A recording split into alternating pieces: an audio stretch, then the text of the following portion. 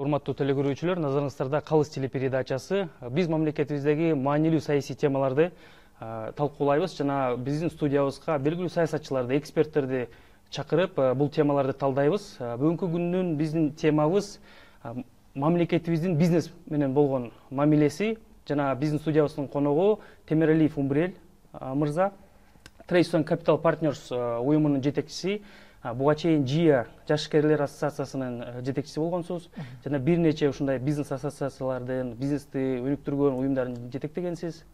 Мына сиз менен ушул теманы талкуулайык дедик. Анан баштан баштасак, мына биздин мамлекетибизде деги ушул жумушсуздук маселеси өтө курч да. Мына жылдан жылга бизде миңдеген жарандарыбыз ушул коңшу мамлекеттерге барып жумуш издейт. Биздин мамлекетибизде жумуш жоктугун айынан-чы. Анан ушул жерде суроо туулат да, ушул аларга жумуш орундарын түзүүдө бизнестин ролу кандай? Же муну бизнес гана аткара алабы? Бул көйгөйдү чечиш үчүн бизнестин өзүнүн жасай турган иштери бар, иш-чаралары бар, анан албетте мамлекеттики дагы бар. Азыр эми мисалы Кыргызстанда жумуш жок деп айтсак, туура эмес маалымат болуп калат. Анткени баарыбыз билгендей, өкмөттөн баштап кичинекей компанияга чейин эң биринчи кандай көйгөйүңөр бар, проблемаңар бар десек, бул кадр маселеси келет. Бизге ушундай адистер жетишпейт деп айтышат. Экинчи четинен биздин университеттер аябай көп. Бул өзүнчө бир талкуу болушу мүмкүн. Ушундай сапаты бар же сапаты жок университеттин кереги барбы же жокпу деп. Бирок аякты бүтүргөн бүтүрүүчүлөр көп убакытта жумуш таппай калышат. Жумуш таппай калып, андан кийин мигрант болуп кетип калганга мажбур болуп атышат. Бул эмнеге болуп атат? Бир четинен бизде аябай көп жана экономисттерди жана юристтерди даярдайт. Ошондуктан бул тарапта чоң бир реформа болуш керек. Реформа дегенде жана техникалык образование боюнча. Бизде орусча айтканда узкоспециализированный деп коебуз, мындайдан бир адистерди тандашыбыз керек. Бир узкий специализация менен адистерди даярдоо жалпы мамлекеттик бир программа башталыш керек. Бул демилгеден, бул тараптан, бизнес тарабынан жакшы бир чоң демилге көтөрүлгөн. Ученический договора деген мисалы, буга чейин биздин стажерлор бир мекемеге келип иштей турган болсо, ал мекемеде жана укуксуз эле иштеп келатыптыр. Эмнеге дегенде, жана жумуш берип аткан бизнес налог төлөгөнгө, салык төлөгөнгө даяр эмес болчу да. Анткени жаңы бышып келген бир адисти адис катары бир көтөрүш үчүн бир убакыт керек, ал кишиге инвестиция кылыш керек. Инвестиция кылгандын үстүнө да бизде налог ала турган болсоңор, жана салык ала турган болсоңор, анда биз алар төлөбөйбүз деп көмөзгөдө иштейт да. Мисалы келтирип кетсек, бүтүн официанттын баарыбыз билгенде жана көмөзгө немесинде иштейт. Анан жана компанияларга 1 жыл же 2 жыл стажер болуп келгенде баары эле көмөзгөдө иштешет да. Ошонун баарын сыртка чыгарышыбыз керек эң биринчиден. Экинчиден болсо, бизнеске бир чоң бир колдоо жана жардам керек. Эмнеге дегенде, биз баарыбыз билгендей эле эки тараптан эле бир жумуш ордун жарата алабыз. Бири жана мамлекетибиз жарата алат, экинчиси бизнес жарата алат. Буга чейин мамлекет да, бизнес да аксап келатат. Мамлекетти алып келсек, мисалы, баарыбыз билгендей, азыр тышкы карызыбыз аябай чоң. Ошол карызды көп тартып келип, бизден бул инфраструктурага жолдогонбуз. Жанагы немеден жолдон баштап энерго системасына чейин баарын камтыганда, ошол жактан инфраструктура пайда болуш керек болчу да. Инфраструктура пайда болгондо мамлекет бул элге жумуш берет. Бирок тилекке каршы көбүнчөсү биз Кытайдан кредит алганыбыз үчүн жана 1 миллиард 700 миллион доллар деп азыр 2%дан 40%га чыкты деп бир депутат бизге айтып берди го. Ушундай контракттарга киргенде Кытай тарабы кандай шарт коет? Биз макул сизге карыз берели, инфраструктураны куруп берели, бирок ишчилер бизден болот деп Кытайдан өздөрүнүн ишчилерин алып келет. Ошо менен каражаттын баары кайра эле Кытайга чыгып кетип атат. Ал туура эмес нерсе. Биз деген тарыхты карасак, мисалы Америка болобу же болбосо Европаны карасак, булар эң биринчи көтөрүлгөндө эмнемен көтөрүлгөн? Инфраструктура курган да. То есть мындайча айтканда, жумуш жок болуп атса, жок жерден жумуш пайда кылышкан. Жана темир жолдорду салган, жолду салган, дамбаларды курган, ошол жака элди тарткан. Ушул жерден Умбурел мырза, мындай тактоочу суроо да. Биз эмнеге жалаң эле ошо Кытайдан алабыз да? Мүмкүн башка мамлекеттерден алсак болбойбу, же башка финансылык структуралар жокпу эл аралык, же алар бир кандайдыр бир жеңилдетилген бир шарттарда береби? Мен жеке пикирим боюнча бул оор деле нерсе эмес. Анткени биз мамлекет катары бир насыя ала турган болсок, кредиторлордон бере турган тарап аябай эле көп болот да. Анан бул эмнегедир аяка биз Кытайдан ушунча алганыбыз ал мен үчүн чоң ачык бир суроо, анда коом талкуулаш керек. Бирок бир нерсени түшүнүш керек да. Мисалы Кытай менен бир тараптуу партнердон, кредитордон алгыча 3-4 тараптуу кредитордон каражат алган ар дайым жакшы болот. Эмнеге дегенде бир тараптуу кредитор ала турган, каражат бере турган болсо, ал жана экономический рычагтардан тышкары политический рычагтарды да ортого коюп коет. Мындайдан 4 тараптуу же 3 тараптуу болсо, мисалы жанагы немени айтып атабыз, жана МВФ окшогон мамлекеттин многосторонний кредиттер болот. Бир өлкө өзүнүн кызыкчылыгын ортого кое албайт да. Анткени 2, 3, 4, 5 турушат, андан кийин бири-бирин контролдоп турат да. Ошондуктан ар дайым многосторонний кредиттер жанагы бир тараптуу кредиттен да жакшыраак болот. Бул жерден умрелибизде дагы бир суроо, маселен буга чейин жанакы мамлекет тарабынан жасала турган иштер жөнүндө айттыңыз. Жана бизнес тарабынан жасала турган иштерди айттыңыз да. Анан деги эле ушул бизнестин бүгүнкү күндөгү абалы боюнча биздин мамлекетибизде мисалы эл аралык көрсөткүчтөр бар да, рейтингтер бар. Ошол көрсөткүчтөр боюнча бизде абал кандай? Бизнес жүргүзүү.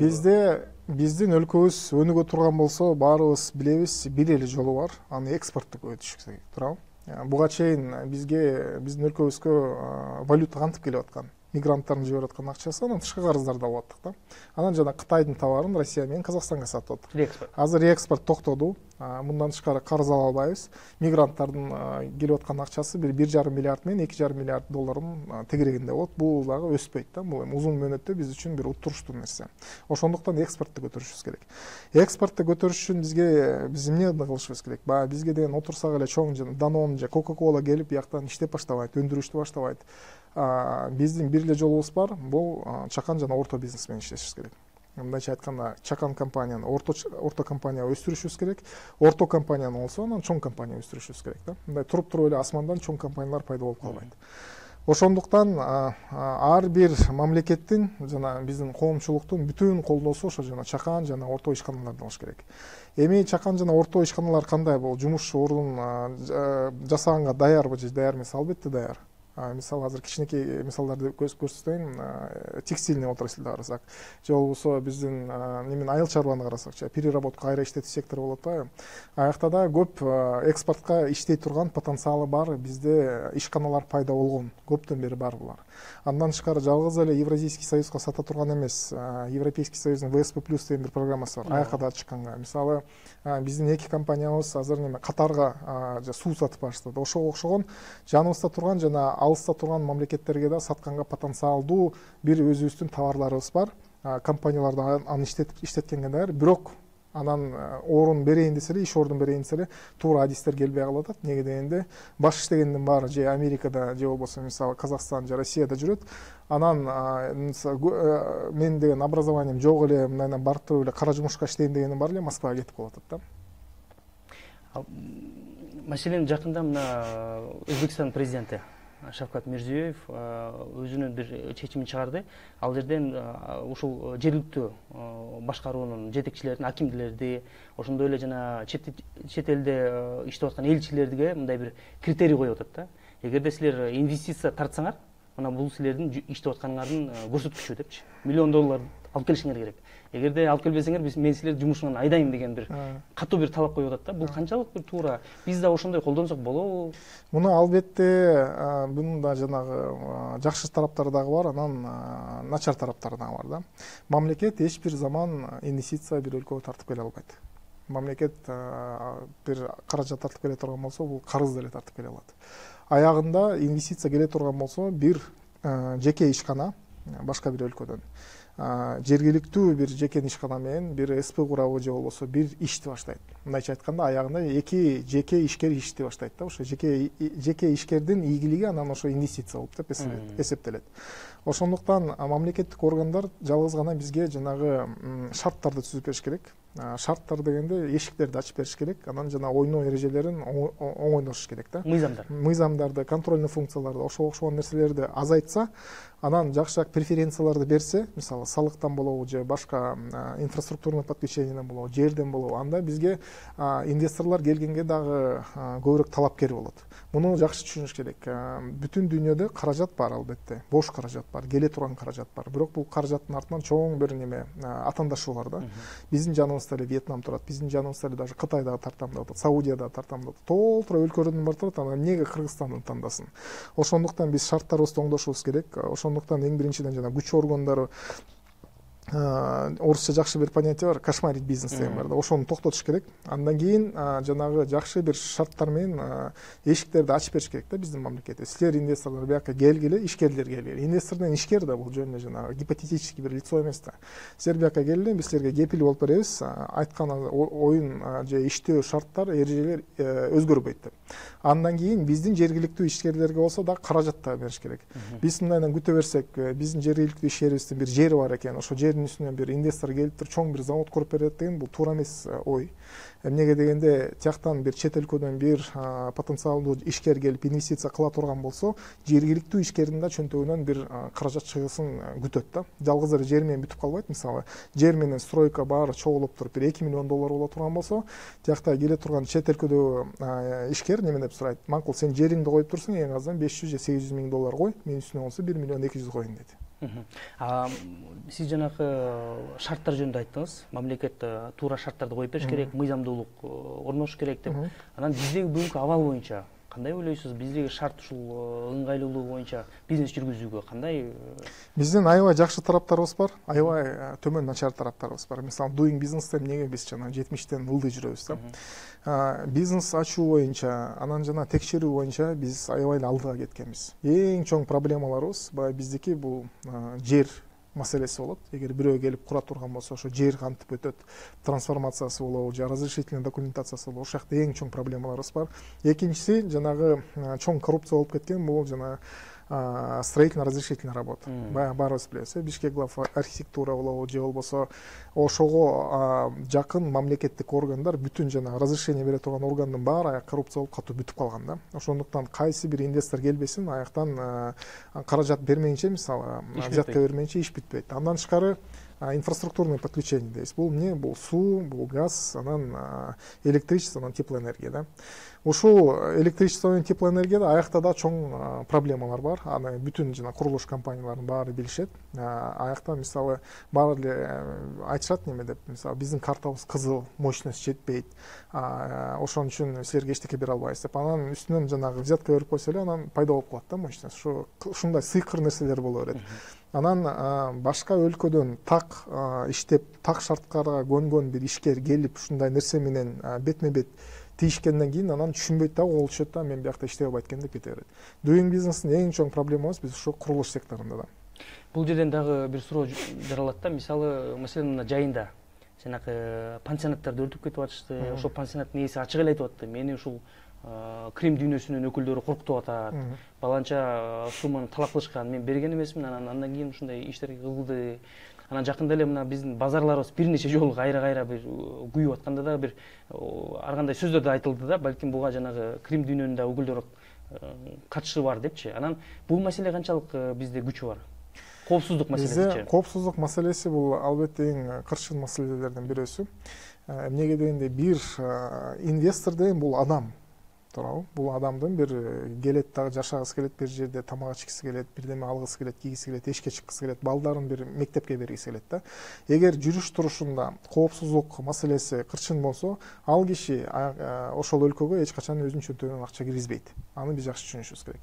Ошондуктан биздин мамлекетибиз ушу жана жалгыз эле чет өлкөдөгү инвесторлор эмес, жергиликтүү инвесторлорго дагы, жергиликтүү ишкерлерге дагы албетте мүлкүн ар дайым сиңкин сактап берем, жана мүлкүнгө жана мен кепил болом деп кепил болуп туруп бериш керек да. Эми жанагы криминальный мир менен анан аягы барбы, же биздин чиновниктердин кээ бирлерди кошмарить эткени барбы, анын баары албетте азыр биздин президентибиз аябай туура бир неме алды, демилге алды, коррупцияны жоёбуз деп. Эгер ушул демилгенин аягына чыга турган болсо, анда бизнесте дагы жана бизнес коомчулугунда дагы башка инвесторлорда бул ишеним пайда болот да. Ишеним бир пайда болсо, бул бул узун мөөнөткө жетет. Бирок ишенимди бир кайра кетип калса, биз өзүбүз билебиз, бир 2 жолу революциядан өттүк, буга чейин мүлктөр күйүп кетти. Анда кайра топтоп келиш, кайра башка жактан партнерлорду алып келиш жана кайра чөнтөктөн жана терең менен тапкан каражатты инвестиция кылыш кыйын бир маселе болуп калат. Ошондо мындай жыйынтыктап кетсек, мисалы буга чейинки айтылгандарды, ошондо биринчиден мамлекет шарттарды түзүп бериш керек. Ошондой эле жана мыйзамдуулук, коопсуздук маселеси, мүмкүн каражат бөлүү маселеси, сот системасын көзөмөлдөө, ошондой эле жанагы мисалы жеңилдетилген кредиттерди берүү боюнчабы. И ошондой мисалы шарт түзсөк, анда эл аралык бир чоң бир компаниялар келиши мүмкүн, ички дагы компаниялар өсүшү мүмкүн дегендей өңүт айтып атасыздар. Мунун баары болуш керек албетте. Жана сотторду айтып кеткенде өзгөчө бизде арбитраж өнүгүш керек да. Тилекке каршы мисалы бир эки хозяйствующий субъект бир нерседен чыр талаш болуп кетсе, анан ортодон арбитраж деген бир судья келип туруп мындан бир чечим чыгарса, ал чечим тилекке каршы биздин судебный системада өтпөй калат. Неге дегенде жанагы биздин кадимкидей эле соттор өзүнүн бир кагаз чыгармайынча в силу кирбейт да. Ушул реформанын аягына чейин албетте чыгарышыбыз керек. Андан тышкары каражат дегенде узун мөөнөттөгү каражатка бизге бизнеске узун мөөнөттөгү каражат керек. Эмнеге дегенде бизге бизнеске эки нерсе жетпейт. Бир тажрыйба менен билим жетпейт. Аны ачык эле айтышыбыз керек. Азыр мисалы Россияга же Казакстанга өзүбүздүн товарыбызды сатабыз десек, хасп деген бар. Ошо хаспка биз дал келишибиз керек. Бирок тилекке каршы көбүнчө компаниялар хасп деген эмне экенин билбейт. Андан тышкары эгер биз Европага чыга турган болсок, мисалы Fair Trade деген бар, ISO деген бар, ISO деп коебуз. Ошонун адистери да бизде аз же болбосо жок. Ошол жактан колдоо керек. Ал колдоону жапкандан кийин мамлекет узун мөөнөттөгү каражат таап бериш керек. Эмнеге дегенде азыр бизнес өнүгө турган болсо, $100,000 бир оборудование керек болсо, эмне кылыш керек? $200,000 бир кыймылсыз мүлк коюп бериш керек. Ар бир бизнесмендин $200,000 же $300,000 кыймылсыз мүлкү жок. Ошондуктан бул бериле турган насыялар же кредиттер бул жана немени алганда, залогду алганда, залог маселеси аябай кырчын турат, ошол чечилиш керек. Анан даже биз мамлекеттин ичинде бүтүн проблемалардын баарын чечип бүтсөк да, аны тияктагы потенциальный инвесторлор билбейт да. Ошондуктан биздин өкмөт мүчөлөрү болобу же биздин башкы президентибиз жанагындай чоң сапарларга чыкканда албетте биздин ишкерлерди, жергиликтүү ишкерлерди алып чыгыш керек. Эмнеге дегенде аякка барып тааныштырып, жана жолду ачып, эшиктерди ачып, мына мен ушунча ишкер алып келдим эле. Силер деген бизге Кыргызстанга келсеңер, мен өзүм кепил болуп берем.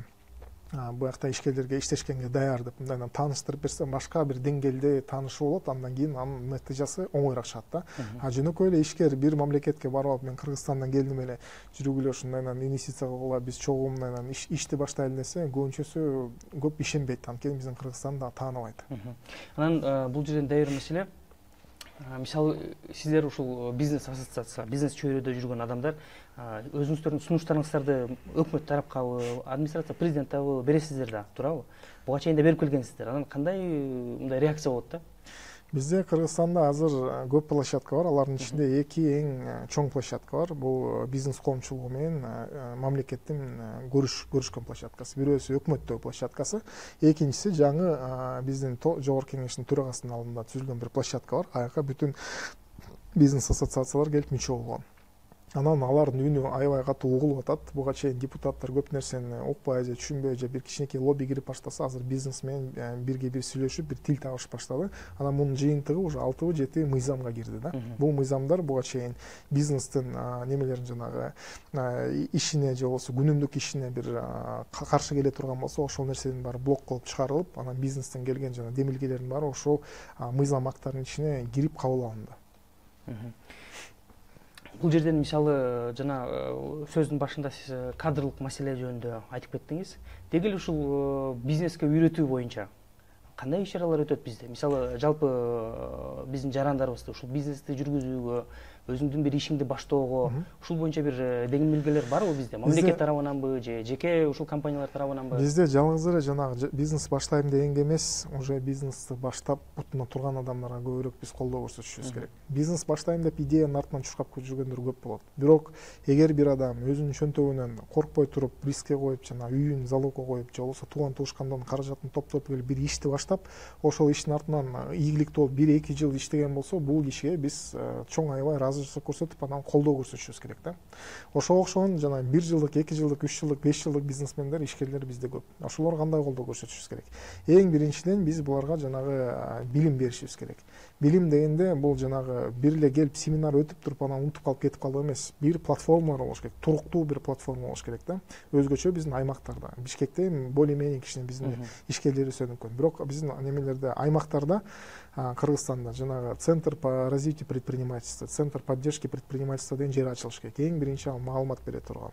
Кыргызстанда эмне болуп атат, кандай бир колдоо мамлекеттен алат, башка донорлордон кандай колдоо болот, банктардын кандай немелер, предложениялери бар, андан тышкары кандай выставкалар болуп атат, жалпы жөнүндө маалымат бергенде болуп. Анан жана базовый немелер бар, курстар бар, предпринимательство болобу, жана финансыдан болобу, же болбосо операционный менеджменттен ошону бере турган. Андан тышкары андан кичине узкоспециализированный. Мисалы силерге ISO-дан же HASP-тан неме керек, адис керек болсо, биз ошолордун контакттарын алып, бир немелерден софинансированиядан кирип, бир гранттарды алып, силерге ошол жардам бергенге даярбыз деп. Ошого окшогон платформалар ачылмайынча биздин ишкерлер жана караңгы боюнча кала берет да, маалымат жетпей калат. Бишкек более-менее өзүнчө кете берет, бирок аймактарыбыз артта калып калат. Эгер Кыргызстан өнүгө турган болсо, аймактарды көтөрүшүбүз керек. Аймактар көтөрүлмөйүнчө Кыргызстанда экономикалык рост болбойт. Быйыл президентибиз дагы бул жылы ушул аймактарды өнүктүрүү жылы катары жарыялады. Мүмкүн ушул өңүттө бир жаңы бир өзгөрүүлөр болот деп үмүттөнөбүз. Анан мындай маселеде, мисалы, кээ бир ушул эксперттерибиз, кээ бир ушул эксперттерибиз айтат, мындай белгилүү эксперттерибиз, мына айрым бир функцияларды мамлекет бизнеске өткөрүп бериш керек депчи. Ошол эле чоң шаарлардабы, ошол эле мындай областтардабы кээ бир кызматтарды бизнеске өткөрүп бериш керек депчи. Ушул жерден бирок айрым эксперттер кайра кооптонушат да, бул жерде лобби болуп кетиши мүмкүн. Ошол эле чиновник, чоң кызматта отурган чиновниктер ошол компанияларды иштетип, ошол аркылуу чөнтөгүн толтурат дегендей бир да коркунуч бар деген немелер бар да. Бул боюнча оюңуз кандай? Чиновниктер өзү отуруп, мисалы мамлекет же өкмөт көп нерсени чече турган болсо, анын ичине бир кызыкчылык бар болсо, түзмө-түз каражаттан эмес, мындайдан келип тие турган бир кызыкчылык бар болсо, лицензия дегенде баары эле бүт коррупцияга аябай жакын нерсе болот да. Ошондуктан колдон келишинче мамлекет ушунун баарын бизнеске өткөрүп бериш керек. Бизнеске дегенде бир жеке компанияга эмес, бул туруктуу жана бутуна турган бизнес ассоциацияларга. Мисалы эң азынан бир 500 же 600 мүчөсү болгон, туруктуу болгон, анан бирдеме болсо жана аудит өтүп көзөмөлдөө жакшы турган, ачык айкын иштеген бизнес ассоциацияларга өткөрүлүп бериш керек. Эгер ошо бизнес ассоциациялар иштесе, ал анын каражаты азыраак кетет, жана чыгарышалары да азыраак болот. Более эффективно да иштейт. Эмнеге дегенде, эми бизнесмен бизнес иштеп атат да, чиновник эмес, эртең менен как положено эртең менен келишет, кечке чейин иштешет. Анан ортодон бир маселелер болсо, чечилбей аткан маселелер болсо, алар батыраак чечишет да. Чиновниктер баары билебизби, зарплатасы келе берет, канчалык иштесе, иштебесе да зарплатасы алмашпайт да. Мындайча орусча айтканда солдат спит, служба идет деген. Ал биринчиси. Экинчиси, мамлекет эч бир заман бизнесте бир жакшы бир орусча айтканда управляющий же менеджер боло албайт. Анткени мотивтери башка да, ошо мамлекеттик жана чиновниктин отуруп келген мотиви башка. Мунун баарын бизнеске таратыш керек. Жалгыз эле жанагы функцияларды эмес, кээ бир функцияларды. Эми көп функциялар, мисалы коопсуздук функция эч качан бизнеске өтпөйт, аны түшүнөбүз, бул мамлекетте болуш керек. Бирок мисалы башка өнүккөн мамлекеттерде Министерство юстициядан жанагы регистрация компания дегенде бул бизнеске өткөрүлүп берген да. Ошол жактан бизнес да акча табат. Андан тышкары, мындан тышкары жалгыз эле муну менен бүтүп калбайт. Бизнестен биз мамлекетибиз жана көп государственный компаниялар бар го. Ошолордун баарын колдон келишинче приватизация кылып сатып чыгып бүтүш керек да. Анткени бир компания көп акча таап атса, ошол компанияга каражат көп келип атса, ар дайым бир кызыкчылыктар пайда болот да. Ошол жактан мен кичинекей бир акча алып калсам деп. Кичинекей эле биз силерге бир мисал келтирейин. Аэропорт Манасты алалы. Аэропорт Манасты алсак, мен кичинекей эле бир мисал келтирип атам да. Керосинди айткан жокмун, бортовой питанияны айткан жокмун, жана башка кызматтарды айткан жокмун, бахилаларды айтайын. Мисалы Кыргызстандан, Бишкектен Ошко учуш үчүн бахила билесиз, чечтирет дагы, анан бахила кийесиң. Бул өнүккөн өлкөлөрдө же болбосо Российский Федерацияда бул жок. Международный рейстер болсо болушу мүмкүн. Эми Кыргызстандын ичинде бир киши жаран жүргөн болсо, Бишкектен Ошко уча турган болсо, ам террорист болбошу бул чоң суроо да. Анда бул жана ГКМБ жакшыраак иштеш керек. Эми эмнеге бизди кийгизип чечтирет? Анткени бул бахилаларды бирөө сатып келип аэропортко сатат. Анан биз деген азыр мисалы аудит, мисалы аэропортто аудит кылып көрсөк, ошо бахиланын сапатын алып туруп, мунун жана рыночный баасы канча, анан силер канчага алып келип бияктан аэропорт Манаска сатып атасыңар десеңер, мен муну билбейм, бирок менин оюмча аябай чоң бир разница чыгат да. Ошол разницада бир киши отурат, же бир компания отурат. Ошон үчүн ошого окшогон мамлекеттин долясы болгон компаниялардын баарында ар дайым башка түр кызыкчылыктар пайда болуп, коррупция пайда болот. Ошондуктан мамлекет мунун баарын сатып жеке колдорго чыгарып бериш керек. Анан ушул жерде сиз жанагы мисалы мамлекеттик сатып алуулар жөнүндө дагы бир козгоп кеттиңиз да, ушул аэропорт Манаста болобу же маселен жакында жана ТЭЦ көйгөйү жана плоскопсаларды $600 сатып алуу боюнча эми ушундай көп нерселер чыгып атат азырчы.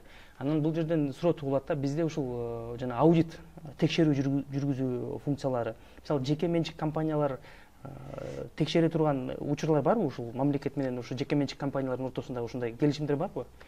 Бул менин түшүнүгүм боюнча, мен билгеним боюнча бул жакшы бир практика болгон эмес буга чейин, бирок бул боло турган практика да. Мисалы баарыбыз билгендей, жана эсеп палатасы бар, счетный палата.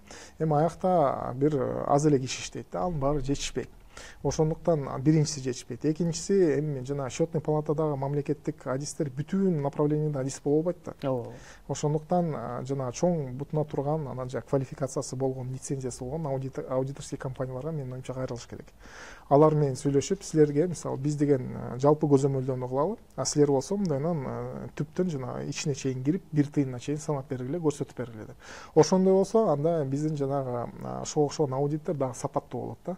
Бирок жалгыз эле мамлекеттин компаниясы карай турган болсо, биринчисинен адам жетпей калышы мүмкүн, экинчисинен жана немеси деңгээли жетпей калышы мүмкүн, үчүнчүдөн болсо кээ бирде үстүнөн бир звонок келип, аякта жакшы карабай койгула дегенде анан неме внимание башка жака кетип калышы мүмкүн да.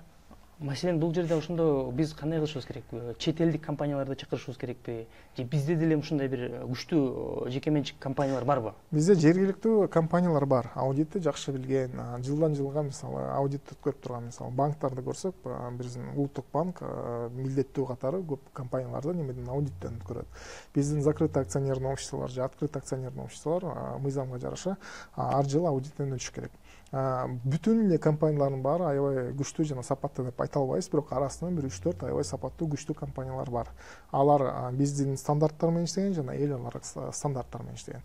Анан коомчулукта бир жеке компания, мындайынан независимый компания аудит кылса, анда менин оюмча дагы көбүрөөк мындайынан ишенмек да инанмак. Маселен бизде эми чоң проекттерде ар кандай суроолор туулуп атат да. Анан мүмкүн ошондой компанияларды тартып, мамлекет менен ошондой эле коомчулуктан тартып жанагы аудитти туура жүргүзсө, жанагындай иштер болмок эмес беле деген суроо туулат да. Анткени ошол эле жана жакында президенттин астындагы коопсуздук кеңешинде дагы айтылды, ушул мамлекеттик сатып алууларда көп чоң коррупция өнүккөн депчи. Мүмкүн ушул функцияларды толугу менен бизнеске өткөрүп салсак, или ушул сыяктуу бир кызматтарды, чоң кызматтарды бизнеске өткөрүп салсак, мүмкүн биз мындай учету дагы ачык болмокпу, коррупция дагы азаймакпы деген бир ойда. Бизнеске болбой, менин оюмча коомдук уюмдарга бериш керек. Анткени жалгыз эле бизнес эмес, көпчүлүк коомдук уюмдар бар. Ошо коомдук уюмдарга бул нерсени ачып бериш керек. Биздин азыр президент аябай туура нерседен баштап атат. Анткени эгер биз мамлекетибиз өнүгө турган болсо, коррупцияны жок кылбасак да эң азынан азайтышыбыз керек да. Анан азайтуу жолдору кандай азаят? Канчалык ачык айкын боло баштаса процесстер. Бир эле киши же эки киши чече турбай, мисалы 5-6 киши чече турган болсо, же 1-2 киши чечсин, бирок анан 5-6 кишинин көзөмөлүнөн өтө турган болсо, ошо 5-6 киши бир эле структурадан эмес, мисалы коомчулук уюмдардан болобу, же болбосо мындай жакшы адистер болобу, независимый адистер бар да. Ошолор менен көп көзөмөлдөн өтө турган болсо, көп кишинин колунан өтө турган болсо, анда коррупция өзүнөн өзү эле азайып баштайт да. Ошондуктан бул демилгелер чыгыш керек, бул демилгелер колдонулуш керек. Анан жанакы дагы бир маселе, бизде экономиканын көпчүлүк бөлүгү мындай жашыруун түрдө жүрүп атат деген да эксперттердин ар кандай. Эми кээ бирөө 60%га чейин жашыруун экономика бар дейт. Анан ушул боюнча алардын баардыгын мындай ачыкка чыгаруу үчүн эмне кылышыбыз керек? Анан бул канчалык ба чындыкка жакын? Сиз муну бир изилдеп көрдүңүз беле? 60%га чейин жетет. Муну эч ким аныктап тактай албайт. Анткени аныктап такташ үчүн аябай көп маалымат топтош керек. Ал маалымат эч кимдин колунда жок тилекке каршы. Билсек оңойраак болмок да. Эми муну чыгарыш үчүн эмне кылыш керек? Биякта албетте биздин жеке коомчулук бизнестин күнөөсү бар. анан мамлекеттики дагы бар да. Ортодо бир кичинекей мындан бири-бирине ишенбей турушат. Эгер мамлекет менен бизнес бири-бирине ишенсе, анда ортого ачык эле чыгып баштамак.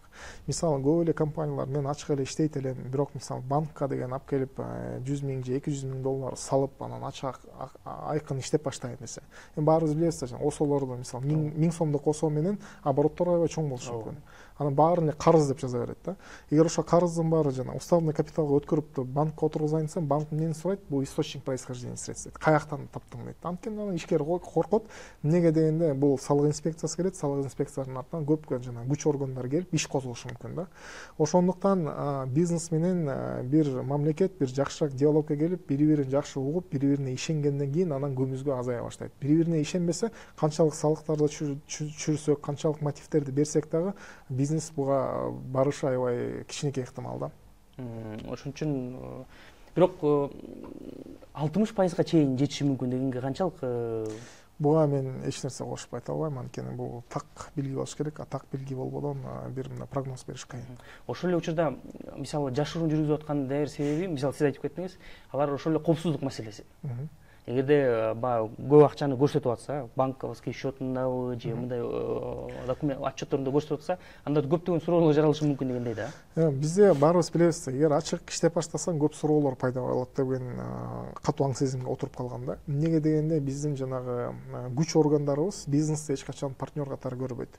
Күч органдарыбыз бизнестен түшкөн салык менен зарплата алышат. Булар по идее коомчулукка иштей турган, коомчулукка мисалы малайлыкка келген немелер да, агентстволор. Бирок булар бизнести эмне ким катары көрөт? Дойный корова катары көрөт да. Бул ишкерди кармап алсам, бир себеп таап туруп, муну эптеп кызып, коркутуп, бирдеме кылып, анан акча чыгарып алсам деп. Ушул көз караш алмашмайынча, мамлекет менен бизнестин ортосунда диалог катуу эффективдүү өтпөйт. Анткени ортосунда жана күч органдар турат да, ар дайым коркутуп турган. Анан мына жана жергиликтүү жана аймактарда дагы мисалы биз билебиз, көптөгөн ушул инвестор келгенде элдер көтөрүлүп, нааразычылык пикирлерин билдиришип, мындай ушундай дагы бир көп окуялар болуп атпайбы? Ошол эле жакында Тоғыз Тородо болду. Бул жалпы биздин инвестициялык климатыбызга кандай таасир этет? Аябай терс таасир берет. Анткени баарыбыз билгендей, эртең менен туруп эле көп киши интернетте койт, интернетке ушундай кабарлар келет. Кыргызстанда дагы бир компаниянын артынан куугунтап, ошо жергиликтүү калк иштетпей атат дегенде себептерин карабайт да. Кимиси туура кылды, кимиси туура эмес кылды. Биринчи сигнал келет, эгер мен аяка каражат бере турган болсом, акча сала турган болсом, анда менин да башыма ушундай проблемалар келиши мүмкүн деп. Ошондуктан колдон келишинче окшогон моменттерди биз жокко чыгарышыбыз керек. Рахмат, Умбрил мырза. Урматтуу телекөрүүчүлөр, назарыңыздарда Калыс телепередачасы болду. Биз бүгүн жалпы бизнестеги болгон абал жөнүндө жана мамлекет менен болгон мамилеси боюнча талкууладык. Биздин студиябыздын коногу Темиралиев Умбрил мырза болду. Жана бул бардыгы байланыштуу. Коопсуздук маселеси.